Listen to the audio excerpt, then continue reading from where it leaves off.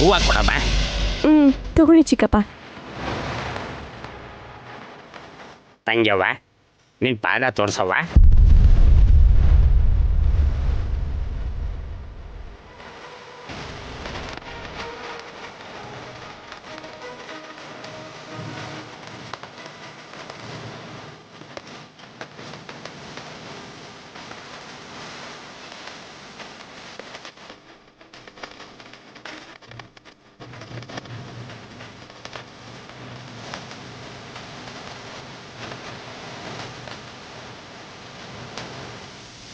Ma'am,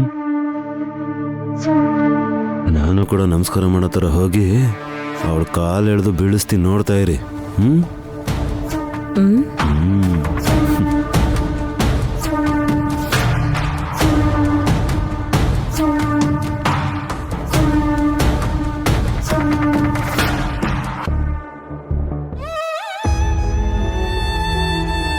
ಇನ್ ಸಾಕು, ಎದ್ದೇಳ್ರಿ. ಏನ್ ಅಲ್ಲೇ ನಿದ್ದೆ ಮಾಡ್ಬಿಟ್ರ ಏನ್ ಕತೆ? ಮಾವ ಎದ್ದೇಳಿ, ಎದ್ದೇಳಿ ಮಾವ. ಮಾವ ಮಾವ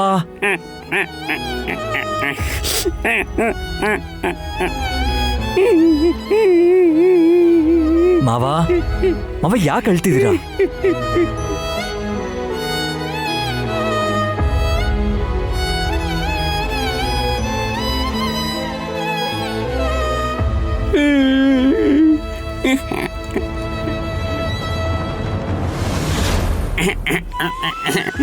ಮಾವ ಯಾಕೆ ಅಳ್ತಿದ್ದೀರಾ? ಏನಾಯ್ತು? ಏನಾಯ್ತು ಚಿಕ್ಕಪ್ಪ? ಯಾಕೆ ಅಳ್ತಾ ಇದ್ದೀರಾ? ಏನಿಲ್ಲ ಅಮ್ಮ.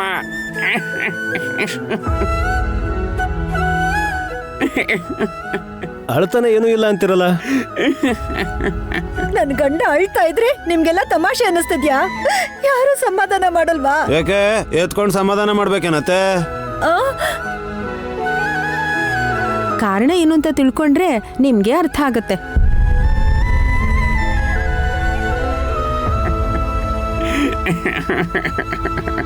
ಪರವಾಗಿಲ್ಲ, ಹೇಳಿ ಚಿಕ್ಕಪ್ಪ. ತಂಗ್ಯವ್ವನ್ ಕಾಲ್ ಟಚ್ ಮಾಡಿ ಬೇಡ್ಕೊಳ್ಳಿ ಅಂತಂದ್ರಲ್ಲ, ಮನ್ಸಲ್ಲಿ ಬೇಡ್ಕೊಂಡೆ. ಈ ಜನ್ಮದಲ್ಲಿ ಆಗದೇ ಇರೋದನ್ನ ಕೇಳ್ಕೊಂಡ.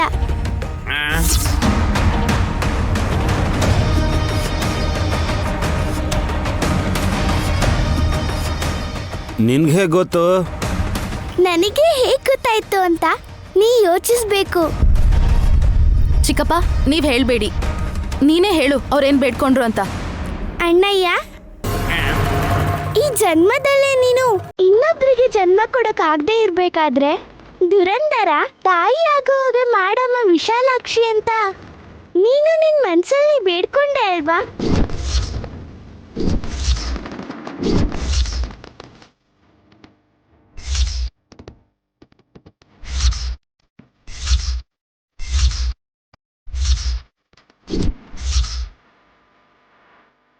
ಹೌದು ತಂಗ್ಯವ್ವ, ಅದಾಗೋದಿಲ್ಲ ಅಂತ ಅಮ್ಮನವ್ರು ನಂಗೆ ಹೇಳ್ದಂಗೆ ಆಯ್ತು.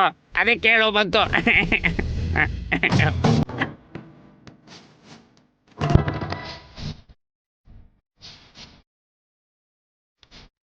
Wow, super. ಚಿಕ್ಕಪ್ಪ ಮನ್ಸಲ್ಲಿ ಅನ್ಕೊಂಡಿರೋದನ್ನ ವಿಶಾಲಾಕ್ಷಿ ಹೇಳ್ಬಿಟ್ಲು. ಮಾವನ ಕೈಲಿ ಆಗ್ದಿರೋದು ಅದೊಂದೇ ತಾನೆ.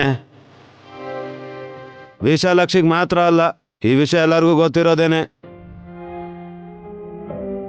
ಆ ವಿಷಯ ಹೇಳಿದ ತಕ್ಷಣ ನೀವೆಲ್ಲ ಅವಳನ್ನ ದೇವ್ರ ಥರ ಫೀಲ್ ಮಾಡ್ಕೋತಾ ಇದ್ದೀರ ಅಷ್ಟೇ. ನೀನೇನಾದ್ರೂ ಅನ್ಕೊಳಪ್ಪ. ತಂಗ್ಯವ್ವನ್ ಕಾಲ್ ಮುಟ್ತಿದ್ದಾಗೆ ಮನ್ಸಿಗೆ ಮಿಂಚ್ತಾಗ್ದಂಗೆ ಆಯ್ತು. ಓ,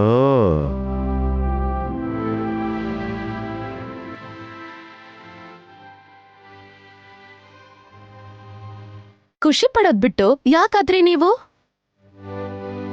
ಸಾಕು, ಸುಮ್ನೆ ರೀ. ಅವ್ರನ್ನ ಆಡ್ಕೋಬೇಡಿ. ನೈನಿ, ಸ್ವಲ್ಪ ಹೂ ಕೊಡು.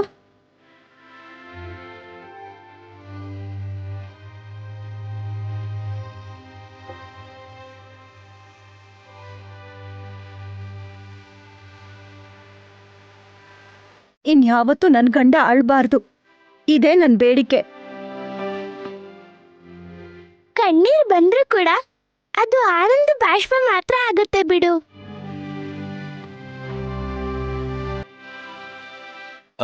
ನಾನ್ ಕಾಲಕ್ಕೆ ಬೀಳ್ತೀನಿ, ನನ್ಗೂ ಕೊಡಿ ಹೂನ. ಮಗ ಬದ್ಲಾಗ್ತಿದ್ದಾರೆ, ತಾಯಿನೂ ಬದ್ಲಾಗ್ಬೇಕು. ಏಯ್, ಮೊದಲು ನಿನ್ ಗಂಡನ್ಗೆ ಅವಳ ಕಾಲನ್ನ ಮುಟ್ಟಕ್ ಬಿಡು. ಮನ್ಸಾರೆ ಬೇಡ್ಕೊಳ್ಳಿ, ಬನ್ನಿ. ಹೇಗ್ ಗಟ್ಟಿಯಾಗಿ ಹಿಡಿದು ಕಾಲು ಎಳಿತೀನಿ ಅಂತ ನೋಡ್ತಾ ಇರಿ. ನೋಡ್ತೀರಿ ಮಾಮ್. ನಿಮ್ಗೇನ್ ಬೇಕೋ ಅದನ್ನ ಮನ್ಸಾರೆ ಬೇಡ್ಕೊಳ್ಳಿ. ಅಮ್ಮ ನೆರವೇರಿಸ್ತಾಳ್ ಬಿಡು.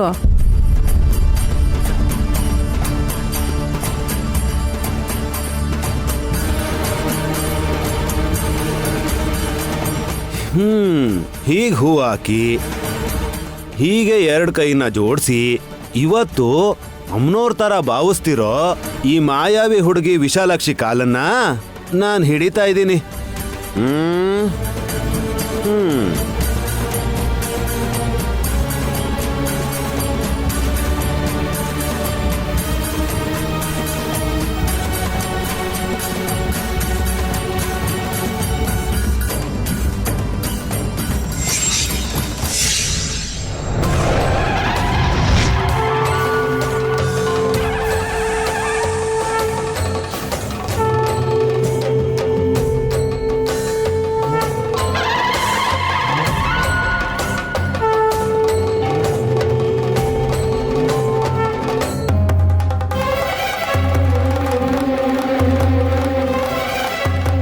ಆಹಾ, ನನ್ ಗಂಡಂಗೆ ಎಂತ ಭಕ್ತಿ ಹುಟ್ಟಿದೆ ನೋಡಿ. ವಿಶಾಲಾಕ್ಷಮ್ಮನ ಅನುಗ್ರಹ ವಲ್ಲಭ ಭಾವಂಗ್ ಸಿಗೋ ಹಾಗಿದೆ ಅಕ್ಕ. ಒಳ್ಳೇದೇ ಅಲ್ವಾ?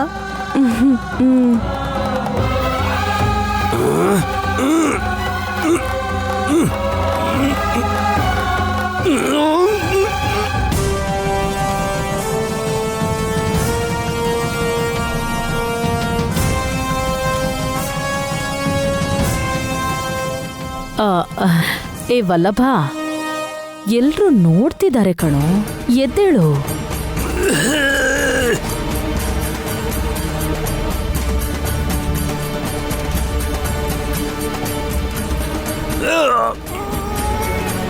ವಲ್ಲಭ, ಏನ್ ಮಾಡ್ತಿದ್ಯಾ? ಇನ್ನೂ ಅದೆಷ್ಟೊತ್ತು ಅಂತ ವಿಶಾಲಾಕ್ಷಿ ಕಾಲನ್ನ ಹಿಡ್ಕೋತೀಯಾ? ಮತ್ತೆ ಅಷ್ಟು ಗಟ್ಟಿಯಾಗಿ ಹಿಡ್ಕೊಂಡ್ರೆ ಪಾಪ ಆ ಹುಡುಗಿ ಕಾಲು ಕಂದು ಹೋಗುತ್ತೆ ಬ್ರೋ. ಕಂದಿರೋದು ವಲ್ಲಭನ ಮುಖ ವಿಕ್ರಾಂತ.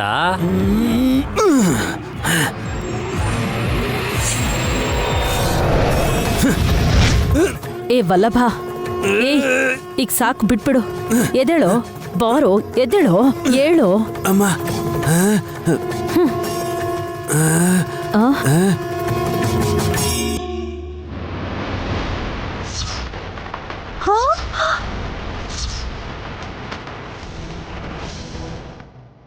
ಏನಾಯ್ತು ವಲ್ಲಭ, ನಿಂಗೆ ಮುಖ ಕೆಂಪಾಗಿದೆ?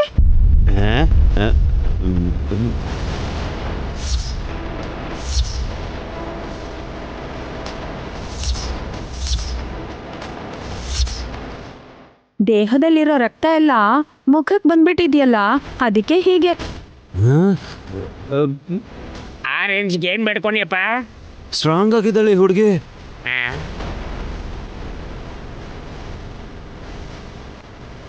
ನಿನಗ್ ಸುಸ್ತಾಗಿರ್ಬೇಕು, ವಿಶ್ರಾಂತಿ ತಗೋ.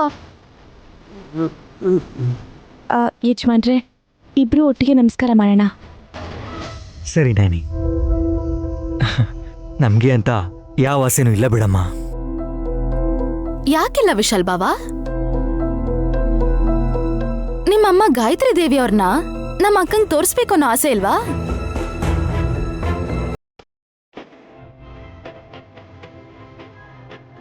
ಯಾಕಿರೋದಿಲ್ಲ?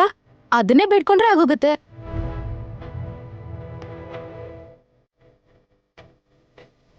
ನೆರವೇರದೇ ಇರೋ ಕೋರಿಕೆ ಮತ್ತೆ ಮತ್ತೆ ನೆರವೇರಿಸು ಅಂದ್ರೆ ಹೇಗೆ? ಗಾಯತ್ರಕ್ಕ ಮನೆಗ್ ಬಂದ್ರೇನೆ ಬೇಡಿಕೆ ತೀರ್ದಂಗೆ. ನೈನಿ ಹೊಟ್ಟೆಲ್ ಹುಟ್ಟಿದ್ದಾರೆ ಅಂದ್ ಮಾತ್ರಕ್ಕೆ ಸರಿ ಹೋಗಲ್ಲ. ಎಲ್ಲ ಅಮ್ಮನವ್ರೆ ನೋಡ್ಕೋತಾಳೆ ಬಿಡಿ ಅತ್ತೆ.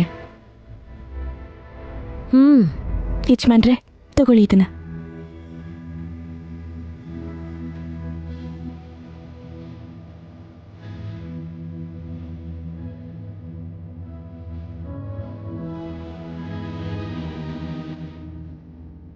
ಭಕ್ತಿ ಭಾವದಿಂದ ದೇವಸ್ಥಾನಗಳನ್ನ ಸುತ್ತೋ ನೀನು ಚೆನ್ನಾಗಿರ್ಬೇಕಮ್ಮ. ಇದೇ ನಮ್ಮ ಆಸೆ ಅಂತ ತಿಳ್ಕೊ.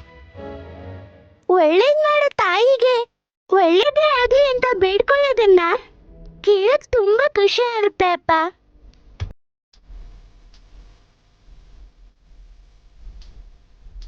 ಅತ್ತೆ, ನಾವಿಬ್ರು ಒಟ್ಟಿಗೆ ಕೇಳ್ಕೊಳ್ಳೋಣ ಬನ್ನಿ. ನಾನ್ ಬೇಡ್ಕೊಳಲ್ಲ. ನಿಮ್ ದುರಾದೃಷ್ಟ. ವಿಕ್ರಾಂತ್, ನೀನು ಸುಮ್ಮನ ಒಟ್ಟಿಗೆ ನಮಸ್ಕಾರ ಮಾಡಿ. ಬಾ. ಒಟ್ಟಿಗೆ ಬೇಡ್ಕೊಳಲ್ಲ, ನಾನೊಬ್ಳೇ ಹೋಗಿ ಬೇಡ್ಕೋತೀನಿ. ಹೇಗಾದ್ರೆ ಏನು, ಮಾಡ್ಲಿ ಬಿಡು.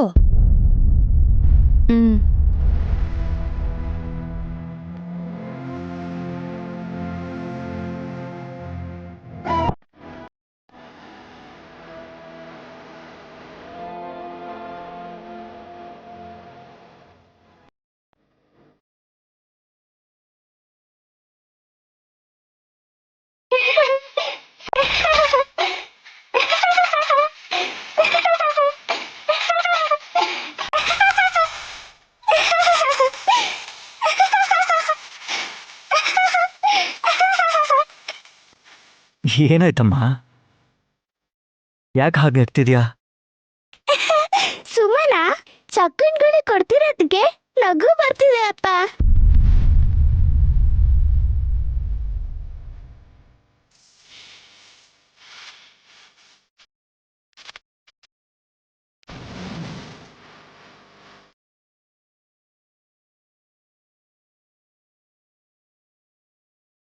ನಾನೇ ಚಕ್ಕನ್ಗುಳಿ ಕೊಡ್ತಿಲ್ಲ. ನಿನ್ ಕಾಲಿಗೆ ಹಚ್ಚಿರೋಂತ ಅರ್ಶನ ನಿಜವಾಗ್ಲೂ ಹಸಿಯಾಗಿದೆಯೋ ಇಲ್ವೋ ಅಂತ ನೋಡ್ತಿದ್ದೆ ಅಷ್ಟೇ. ಅರ್ಶನ ಅಂಟ್ತಾ? ರಕ್ತ ಅಂಟಿದೆ ಮಾತೆ, ನೋಡ್ಕೊಳ್ಳಿ ಚಿಕ್ಕ ಮಾತೆ.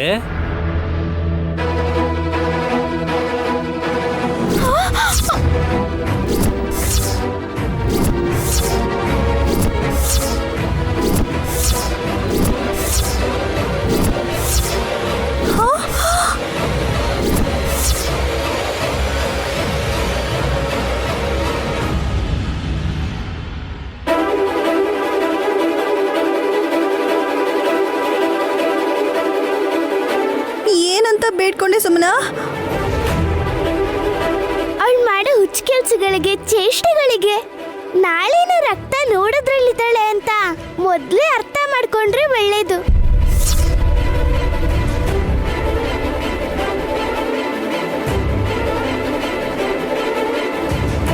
ನಿನ್ ಮಾಯ ಮಂತ್ರ ನನ್ನ ಹತ್ರ ನಡೆಯಲ್ಲ.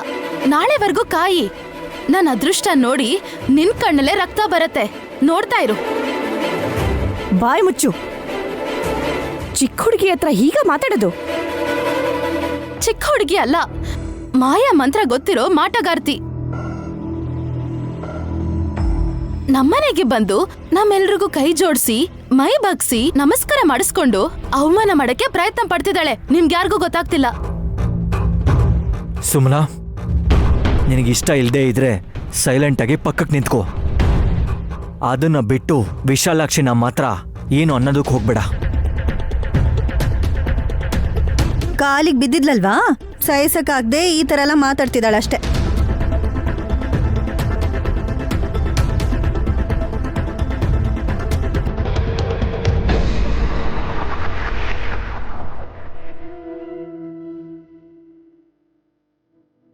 ಸುಮನ ಮಾಡಿರೋ ತಪ್ಪನ್ನ ಕ್ಷಮಿಸ್ಬಿಡು ವಿಶಾಲಾಕ್ಷಿ. ಇದೇ ನನ್ ಬೇಡಿಕೆ ಅನ್ಕೋ. ನೀನ್ ನಮ್ ಮನೆಗ್ ಬಂದು ಅರ್ಶನ ಹಚ್ಚಿಸ್ಕೊಳ್ಳೋದಲ್ಲ, ಬೆಂಕಿಗ್ ತುಪ್ಪ ಸುರಿತಿದೀಯ. ಸುಮನ, ಕೈ ತೊಳ್ಕೊ ಬಾ.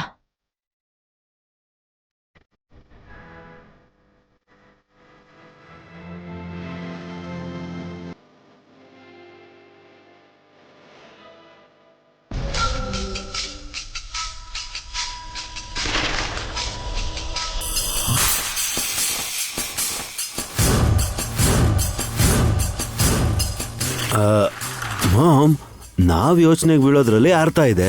ಅಯ್ಯ, ಸ್ವಾಮಿಗಳಿಗೂ ಕೂಡ ಏನ್ ಮಾಡ್ಬೇಕು ಅಂತ ಗೊತ್ತಾಗ್ತಿಲ್ವಾ? ನೀನ್ ಇನ್ನೊಂದ್ ಸ್ವಲ್ಪ ಜೋರಾಗಿ ಹೇಳಿದ್ರೆ ನಿನ್ ಮೇಲೆ ವಿಭೂತಿ ಎರಚಿ ಶಾಪ ಕೊಟ್ಬಿಡ್ತಾರೆ. ಬೇಡ ಬಿಡಿ. ನೀವು ಹೇಳೋದನ್ನೆಲ್ಲ ಕೇಳಿಸ್ಕೊಂಡ್ರೆ ನಿಮ್ಮ ಮನೆಗೆ ಬಂದಿರುವಂತಹ ವಿಶಾಲಾಕ್ಷಿ ಸಾಮಾನ್ಯವಾದ ಮಾಯಾವಿ ಅಲ್ಲ. ಹೌದು ಸ್ವಾಮಿ, ಅರ್ಶನದ ಕೊಂಬು ಪೂಜೆ ಮಾಡಿಸ್ಕೊಂಡು ಮನೆ ಕಾಲಿಟ್ಲು ಆದ್ರೆ ಅವಳು ಎಲ್ ಕಾಲಿಟ್ಲು ಅಲ್ಲಿ ಅರ್ಶನದ ಹೆಜ್ಜೆ ಗುರುತು ಅಲ್ಲಿ ಉಳ್ಕೋತಾ ಇತ್ತು. ಬಿದ್ರೆ ಬಿತ್ತು. ನಾವೆಲ್ರೂ ಮಂಡಿ ಊರಿ ಕಾಲ್ ಮೇಲೆ ಹೂ ಹಾಕಿ ನಮಸ್ಕಾರ ಮಾಡೋ ತರ ಮಾಡಿದ್ರು. 2 ಕಾಲ್ನು ಹಿಡಿದು ಎಳಿಬೇಕು ಅಂತ ಅನ್ಕೊಂಡೆ. ಅವಳನ್ನ ಬೆಳೆಸ್ದೇವಲ್ಲ ಬಾ.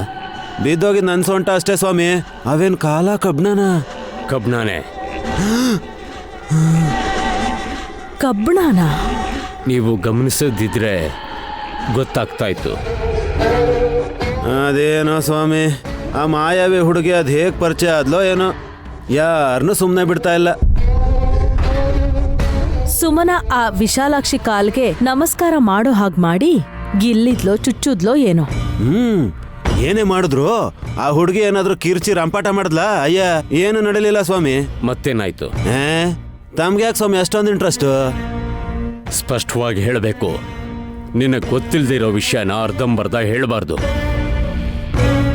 ಸುಮನ ಹಾಗ್ ಮಾಡ್ತಿರೋವಾಗ ಅಳೋದ್ ಬಿಟ್ಟು ನಗ್ತಾ ಇದ್ಲು ವಿಶಾಲಾಕ್ಷಿ. ನೋವಿಗೆ ಅಳೋದನ್ನ ಬಿಟ್ಟು ನಗ್ತಾ ಇದ್ದ. ಆ ಹುಡುಗಿ ನಗ್ತಾ ಇದ್ಲು, ನಾವ್ ಅಳ್ತಾ ಇದ್ವಿ. ಇದೇ ನಮ್ ಜೀವನ ಆಗೋಗಿದೆ. ನಕ್ರೆ ಇನ್ನೂ ಚೆನ್ನಾಗ್ ಕಾಣಿಸ್ತಾಳೆ ಆ ಹುಡುಗಿ. ಅಯ್ಯೋ, ಗ್ಲಾಮರ್ ಇರ್ಲಿ ಮಾಮ್, ಮ್ಯಾಟ್ರ್ ಏನು ಅಂತ ಹೇಳಿ. ಗಿಲ್ಲಿದ ತಕ್ಷಣ ಸುಮನನ್ ಕೈಗೆ ಗಾಯ ಆಗಿ ರಕ್ತ ಬಂತು. ಆಶ್ಚರ್ಯ ಆಗ್ತಾ ಇದೆ. ನಮಗ್ ಶಾಕ್ ಆಯ್ತು ಸ್ವಾಮಿ. ಹಾಗಾದ್ರೆ ಆ ವಿಶಾಲಾಕ್ಷಿ ಬಗ್ಗೆ ನೀವು ಸಂಪೂರ್ಣವಾಗಿ ತಿಳ್ಕೋಬೇಕು. ಅವಳು ಯಾರು, ಎಲ್ಲಿಂದ ಬಂದಿದ್ದಾಳೆ, ತನ್ನ ಲಕ್ಷಣಗಳೇನು, ಅದನ್ನ ತಿಳ್ಕೊಂಡ್ರೆ ನಿಮ್ಗೆ ಒಳ್ಳೇದು. ನಿಜಾನೇ ಸ್ವಾಮಿ, ಏನೇ ಆದ್ರೂ ಅವಳ ಮಾಯನ ನಮ್ ಕೈಲಿ ತಡಿಯೋಕೆ ಆಗ್ತಿಲ್ಲ. ಏನ್ ಮಾಡಿದ್ರೆ ಅವಳು ಗುಟ್ಟು ರಟ್ಟಾಗತ್ತೆ ಅಂತ ಹೇಳ್ತೀರಾ?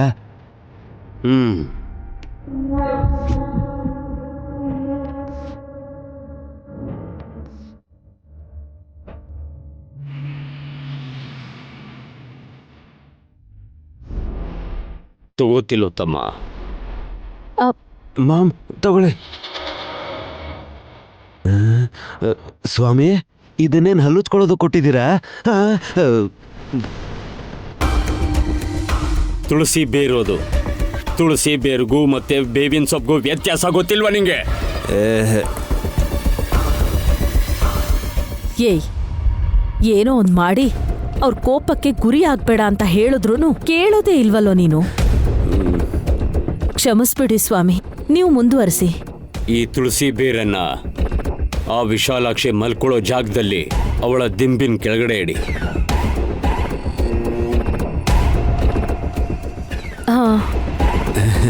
ಈಸಿಯಾಗಿ ಮಾಡ್ತೀವಿ ಸ್ವಾಮಿ. ಆ ವಿಶಾಲಾಕ್ಷಿ ತುಳಸಿ ಬೇರಿನ ಮೇಲೆ ತಲೆ ಇಡ್ತಿದ್ದ ಹಾಗೆ ಆಗ ಅವಳಿಗೆ ತುಳಸಿ ಅಮ್ಮನವ್ರ ಪ್ರಭಾವದಿಂದ ಮೋಡಿಯಾಗಿ ತನ್ಗೆ ಗೊತ್ತಿಲ್ದಿರೋ ಹಾಗೆ ಎದ್ದು ನಡೆಯೋದಿಕ್ ಶುರು ಮಾಡ್ತಾಳೆ. ಎಲ್ಲಿಗೆ ಹೋಗ್ತಾಳೆ ಸ್ವಾಮಿ? ಪರಧ್ಯಾನದಲ್ಲಿರೋ ಆ ವಿಶಾಲಾಕ್ಷಿನ ತಾನಿಟ್ಟಿರುವಂತಹ ಹೆಜ್ಜೆ ಗುರುತಿನ ಮೇಲೇನೆ ಉತ್ತರದ ದಿಕ್ಕಲ್ಲಿ ಅವಳನ್ನ ನಡೆಸಿ ನೀವು ಪ್ರಶ್ನೆ ಕೇಳಿದ್ರೆ ಆಗ ನಿಮ್ಮ ಪ್ರಶ್ನೆಗೆ ಎಲ್ಲ ಉತ್ತರನೂ ಸಿಗತ್ತೆ. ಅರ್ಥ ಆಯ್ತು ಸ್ವಾಮಿ. ಸ್ವಾಮಿ, ಇನ್ನೂ ಸ್ವಲ್ಪ ದೊಡ್ಡ ಸೈಜ್ ಸಿಗ್ಬೋದಾ? ಏಯ್, ನಡೆಯೋ ಮೊದಲು ಹೋಗಿ ಬರ್ತೀವಿ ಸ್ವಾಮಿ.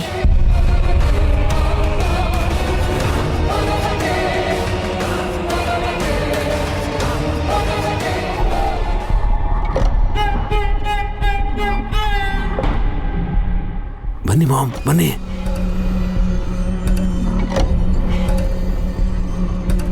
ಕಾಸ್ಟ್ಲಿ ಮ್ಯಾಟ್ರೆಸ್ ಮೇಲೆ ಮಲ್ಗೋಂತ ಅತ್ತೆ ದೊಡ್ಡ ಮಗನ್ ಕೈಯಲ್ಲಿ ಚಾಪೆ ಮತ್ತೆ ದಿಂಬನ್ ಕೊಟ್ಟು ಎಲ್ಲಕ್ಕೆ ಹೋಗ್ತಿದ್ದಾರೆ?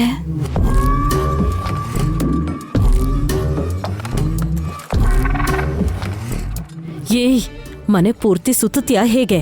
ಇಲ್ಲೇ ಹಾಕು. ತುಳಸಿ ಬೇರಿದೆ ತಾನೆ? ಜೋರಾಗಿ ಎಲ್ರಿಗೂ ಕೇಳಿಸೋ ತರ ಹೇಳೋ. ಹೊಡಿಬೇಡಿ ಮಾಮ್. ನೀನ್ ಹಾಸೋ ಮೊದ್ಲು. ಇದು ಹಿಡ್ಕೊಳ್ಳಿ. ಹಾಸು.